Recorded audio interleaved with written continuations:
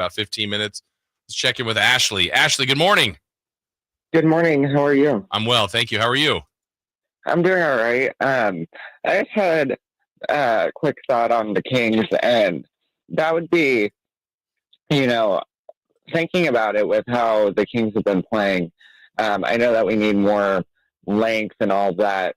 And in order to get that, we would need to make a trade. Until then, what was your thoughts on bringing DeMar off the bench and having a unit for Fox and some of our players who can run a little bit more, who won't slow things down, and then having a second unit where it's DeMar and maybe Monk or Herder or something like that, where we can get a little bit of that bench scoring that we need. Yeah, who would you, just out of curiosity, Ashley, who would you think about putting in for DeMar?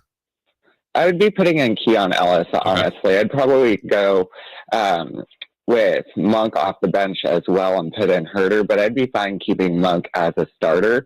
But then that way we get 40 points-ish off the bench nightly, while also getting the energy and the hustle and the running of Fox and the rest of the team.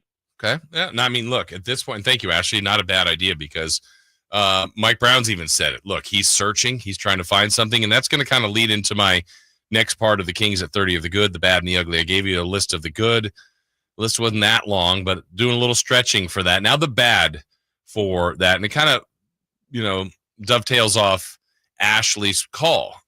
Part of the bad to me are the rotations. I'm really confused by them, by Coach Brown. And I think it's so important to know your role and have the best chance as a bench player to be successful. I think you have to be about as clear as possible of what your role is.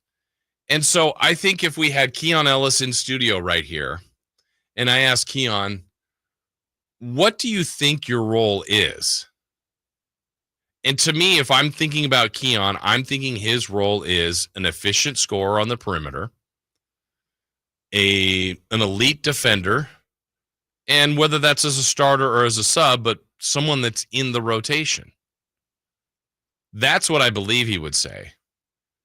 I'm not seeing that enough from him, not because of him, but because of the minutes that are allocated to him. He has to play more. I mean, I think Keon's a non-negotiable. Like, again, they didn't lose by whatever they did the other day to the Pacers because Keon didn't play till late, but he would have helped. And I'm okay with the starting lineup. I did like the move to move Malik Monk into the starting lineup, though Malik hasn't played as well lately. Neither has DeRozan. If they're going to tweak that lineup again, they can. But I think the bottom line is if they keep starting Sabonis, DeRozan, Murray, Monk, and Fox, the obvious statement is they got to play better. But I think to give them the best chance to play better, I think that by and large, that starting lineup's been one of the best parts this team has had so far. But I think you have to play Ellis. I think you have to play Lyles. That's 7 without a doubt.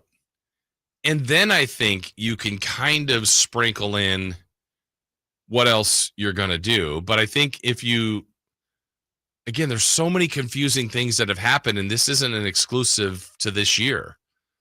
Like Jay Crowder starts without practicing on the team for a couple games and now can't see the light of day on the floor. Again, I'm not suggesting that he should be the guy on the floor.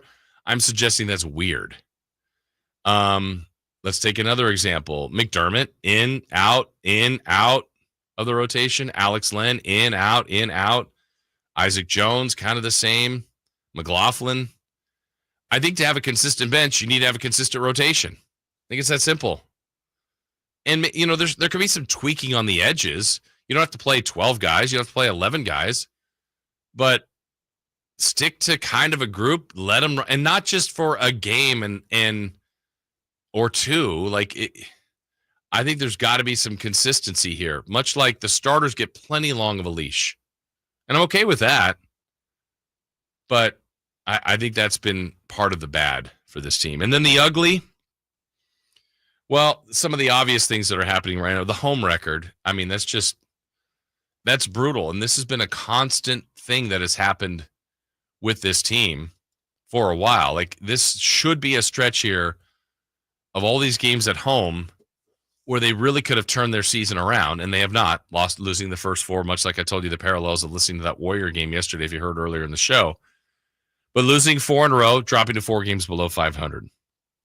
The poor shooting that has plagued this team now for, of the 30 games, probably, I don't know if it's as many as 20, but it feels like it.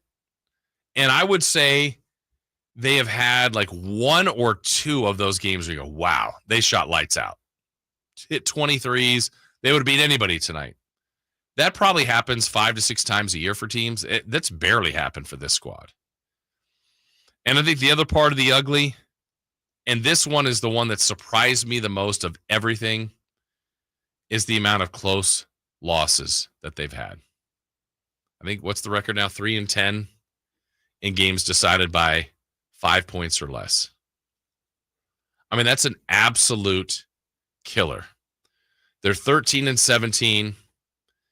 If they had 4 more wins, they'd be 17-13, right?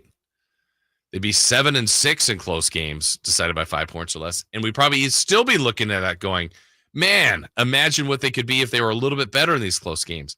But 3-10 is awful. In fact, it's one of the worst in the league. And if they were 17-13 right now, flipping those around, they'd be in a tie for 5th. But they're not. So I'm not in the panic mode. That's not the right phrasing.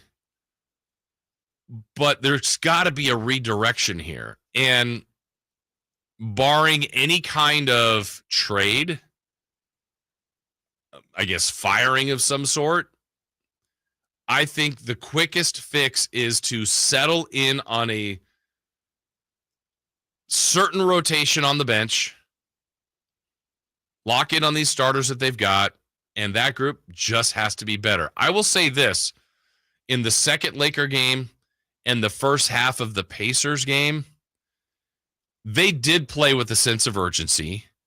There were guys diving on the floor. Like, it looked like it bothered them. Looked like they were committed. Now, they didn't get the results they wanted, but that's what we needed to see. And then when it fell apart on them in Indiana, they just completely let go of the rope in that game. Now, for those who say they lost the locker room, it's done. That it looked like it that day. You got to keep watching, keep playing.